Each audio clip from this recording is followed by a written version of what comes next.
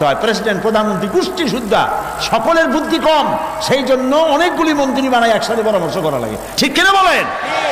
আল্লাহর কি এরকমের কোনো অসুবিধা হয়েছে? এই জন্য আল্লাহ তাআলা কারোর সঙ্গে পরামর্শ করেন না। আলহামদুলিল্লাহ কন, সুবহানাল্লাহ কন, আল্লাহু আকবার বলেন। তিনি পরামর্শের মুহতাজ নন।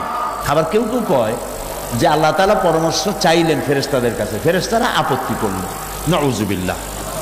ফেরেশতাদের এই মাজাল নাই, ফেরেশতাদের এই ক্ষমতা নাই যে আল্লাহ তাআলার সামনে কোনো কথায় তারা আপত্তি পেশ করে। তাহলে বিষয়টা কি ছিল? বিষয়টা হলো আদম আলাইহিস সালাম, তিনি আল্লাহ রাব্বুল আলামিন তিনি তার ইচ্ছা ব্যক্ত করেছেন ফেরেশতাদের সামনে, আর ফেরেশতারা তাদের পূর্ব অভিজ্ঞতা দিয়ে, তাদের জ্ঞানলব্ধ অভিজ্ঞতা দিয়ে তাদের মত প্রকাশ করেছে। আল্লাহও পরামর্শ চান নাই, আর তারাও প্রতিবাদ করেন নাই, প্রতিবাদ করতে তারা পারেনি না।